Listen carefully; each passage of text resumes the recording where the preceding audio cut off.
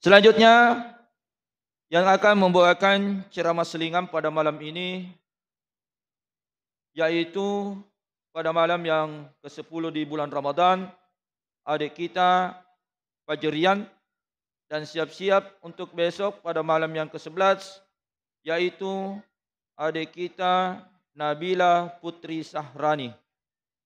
Jadi kepada adik kita Fajrian, kepadanya kami persilakan.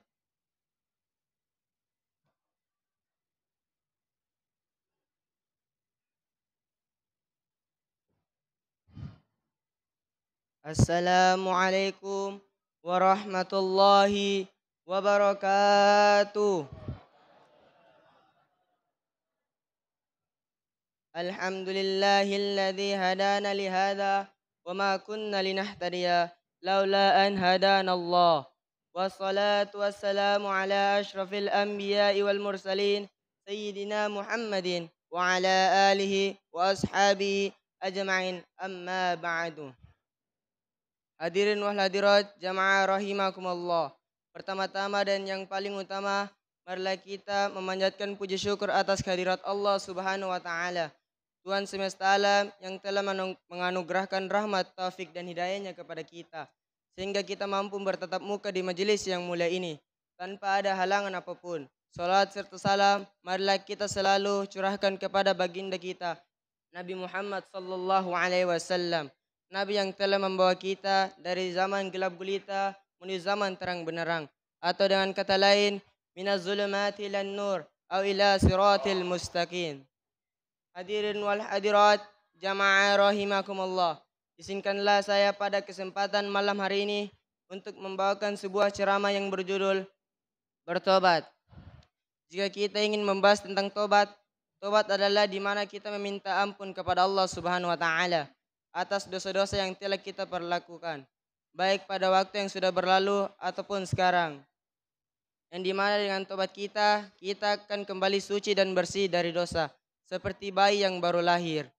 Dan kita akan menjadi dekat dengan Allah Subhanahu wa taala. Yang di mana jika kita sudah dekat dengan Allah Subhanahu wa taala, kita akan mendapatkan kasih sayangnya. Dan sudah pasti kita akan masuk ke dalam syurganya Allah Subhanahu wa taala yang begitu indah dan nikmat yang tiada bandingannya dengan dunia. Jika kita ingin mendapatkan itu semua, maka bertobatlah dengan sungguh-sungguh.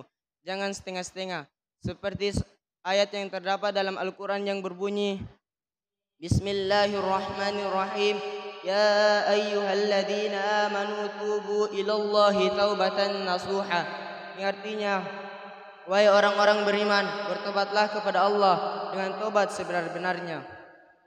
Hadirin wal hadirat jamaah rahimakumullah. Ayat di atas menjelaskan bahwa kita diperintahkan oleh Sang Pencipta alam semesta ini, yakni Allah Subhanahu wa taala, untuk bertobat. Meskipun kita telah melakukan dosa besar seperti membunuh, minum khamar, zina dan lain-lain, tetap kita insyaallah akan diampuninya.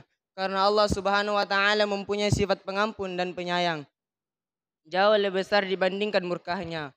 Sebagaimana yang ada di cerita kitab Riyadhus Shalihin, yang dimana ada seorang pemuda yang telah melakukan dosa besar, yaitu membunuh 99 orang. Dan pemuda ini pun akhirnya diberikan hidayah oleh Allah Subhanahu wa taala untuk bertobat. Dan pemuda ini akhirnya datang kepada seorang pendeta dan bertanya kepada pendeta tersebut, "Wahai pendeta, apakah masih ada ampunan bagi saya? Karena saya telah membunuh 99 orang." Pendeta ini pun menjawab, "Wahai pemuda, tidak ada ampunan bagimu karena kamu telah membunuh 99 orang." Mendengar jawaban pendeta tersebut, pemuda ini pun langsung marah dan membunuh pendeta tersebut. Dan angka yang telah dibunuh pemuda tersebut menjadi 100. Dan pemuda ini pun akhirnya pergi menuju kepada seorang syekh dan bertanya kepada syekh tersebut, "Wahai syekh, apakah masih ada ampunan bagi saya? Karena saya telah membunuh 100 orang." Syekh ini pun menjawab, "Wahai pemuda, Allah akan mengampunimu karena Allah menyayangi hambanya yang ingin bertobat atas dosa-dosanya. Meskipun dosa itu sebesar buih lautan, Allah tetap mengampuninya."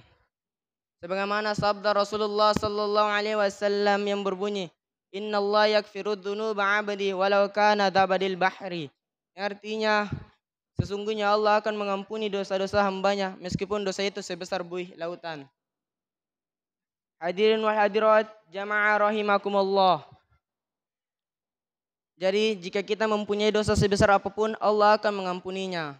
Kecuali dosa musyrik dan dosa kepada kedua orang tua. Karena ridho dan murkahnya kedua orang tua tergantung ridho dan murkahnya kedua orang tua.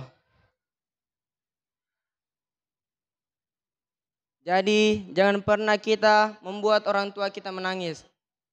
Dan jika sudah pernah, segeralah meminta maaf kepadanya dan memohon ampunan kepada Allah Subhanahu wa taala.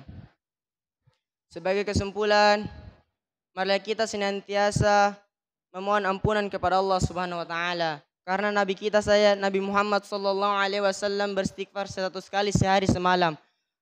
Padahal beliau adalah orang yang ma'sum atau orang yang terlindungi dari perbuatan dosa. Tetap saja beristighfar. Kita umatnya yang bukan orang yang terlindungi dari perbuatan dosa, masa malas beristighfar, memohon ampunan kepada Allah Subhanahu wa taala.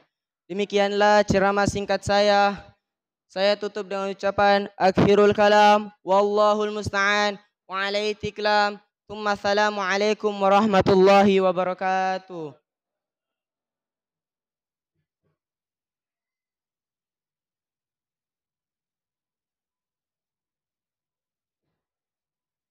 Demikianlah apa yang disampaikan oleh adik kita dari Pondok Pesantren DDI Bukit Cendrawasih Nabire dan